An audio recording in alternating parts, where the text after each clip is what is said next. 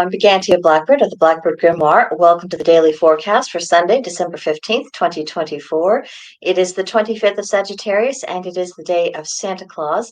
And special note, if you can see the little lump over my shoulder right here, I don't know if you can quite see her face, but there's Calliope in the background.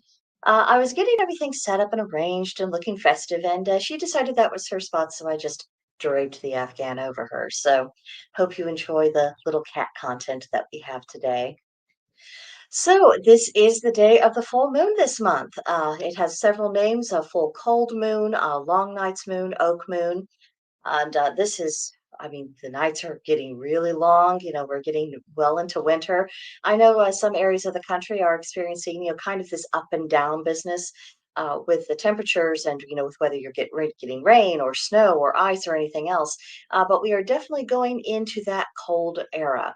And for December, that full moon, it's really about strength, steadfastness, thinking about actually getting through the winter ahead, which, for most of us, we're in a much better position than many of our ancestors could have ever dreamt of being. So, us getting through the long winter ahead has more to do with, dealing with limited sunlight or, taking care that, we're not suffering from the cold too badly. It's usually fairly minor inconveniences. But it is worth keeping in mind that there are still people who have been deeply affected by the hurricane that hit North Carolina. I mean, and it hit pretty far inland. I mean, there's a reason why those areas were not particularly well prepared because that sort of thing in the general course of weather doesn't really happen. There are people who are still having to make do intense and in very difficult primitive conditions. There are a few pagan organizations. I know there's a pagan group in North Carolina that's working right now. Jacob Todson on his channel, The Wisdom of Odin, he's had an interview with them. That was, I think, either that interview took place in November or late October. Either way, it's on there. I'm sure they are still accepting donations. I'm sure they're still looking for people to volunteer time and materials and anything else. So that's something to keep in mind if you're in a position to do something that's helpful not only for our own pagan community but for the broader community because it's no joke to be trying to manage a tent and things like that during this kind of weather. So just something for us to keep in mind. And of course, for those of us who can't donate monetarily and aren't in position really to travel to be helpful, one of the options that we have with this particular full moon is trying to work a little bit of good and a little bit of magic for the benefit of people who are in really dire straits. So something to keep in mind if you didn't have a real focus theme on your ritual that you'll be doing tonight. Also, I have a full moon tarot spread for us. Four cards, very small. The first card is release. What do you need to let go of? The second card is transformation, how to reach your full potential. The third card is illumination, what is coming to light right now. And the fourth card is a divine message from the universe. So, little bits and tidbits you can make use today. So, the big picture of our astrology, the sun is in Sagittarius, mutable fire, representing adventure. The moon is a full moon in Gemini, mutable air communication. Then at 8:32 a.m. Central Time, the moon goes void of course, and then it'll go at 1:21 p.m. Central Time into the sign of Cancer, cardinal water, and that represents emotional rapport. So, depending on when you're doing your rituals, probably for most of us that'll be tonight. Just understand that we're not going to be in that Gemini sign. We're going to be dealing with the watery emotional Cancer. So take that into consideration if you're needing to make any last minute tweaks to your rituals. Mercury is retrograding in Sagittarius, mutable fire, which is travel disruptions. But then at 2:56 p.m. Central Time, at last the releases come. It goes direct in Sagittarius. Again, mutable fire, only this time we're going from travel disruptions towards being more prone to being opinionated. So that'll be fun. If we can still get ourselves into trouble with that one. Venus is in Aquarius, fixed air, representing the intellectual. Mars is retrograding in Leo, fixed fire, which is tempered action. Jupiter is retrograding in Gemini, mutable air, which is to broaden perspective. Saturn is in Pisces, mutable water, which represents nostalgia. Uranus is retrograding in Taurus, fixed earth, representing rebellion. Neptune is in Pisces, mutable water, which represents intuition. Pluto is in Aquarius, fixed air, which represents reformation.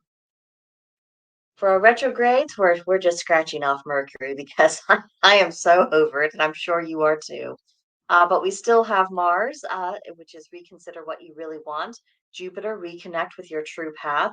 Uranus, reconsider how you rebel. And Chiron, restore the heroic spirit. For our full moon, the watchwords to keep in mind are illumination, transformation, and manifestation. This is the big whammy. So let's definitely make use of it. And while we're in Gemini, the theme is communication and networking. And then when we go into Cancer this afternoon, it's nurturing and belonging. So make sure that you make note of those transitions. So today we have the Sagittarian Sun, very keen for an adventure. We have the full moon shifting from chatty Gemini into the emotional Cancer.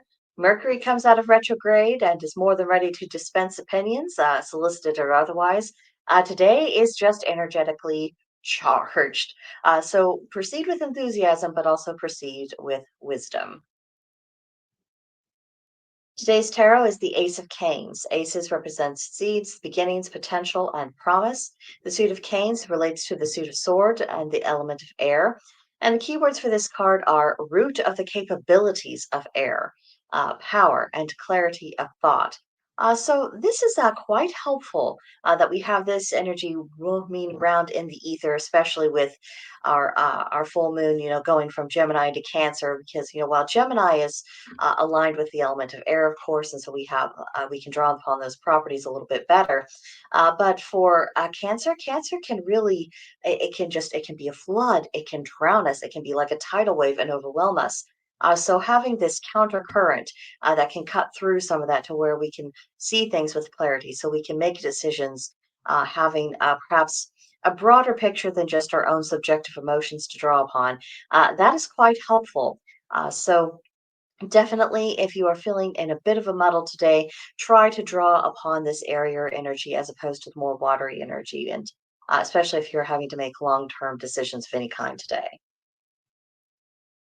Today's Celtic Triad reads three things which one who is wise may boast: their understanding, their handicraft, and that which they have mastered. Understanding is huge because knowledge is great, very important, but actually understanding what that knowledge means and how to use it, that is the thing that is actually valuable. Anything short of that mark is just mere memorization. I mean, it's great. I'm sure it would help you on one of those quiz shows, but it's not going to actually help you with wisdom.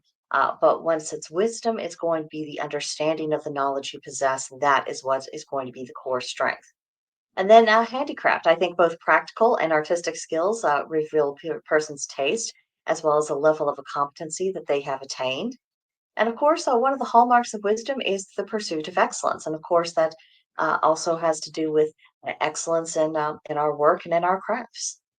And then mastery of anything is really a testament to a person's diligence. The fact that they were willing to go through that process of trial and error, gain practical experience, and also they have a commitment to self improvement.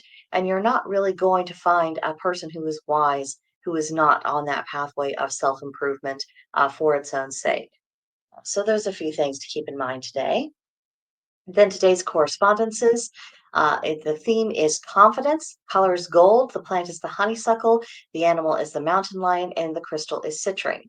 And I would just suggest use any or all of these correspondences to give yourself a boost when needed. Moving on, today's hearthkeeping hint is about giving everything a brush up and polish. Beginning of Yuletide, the official 12-day period.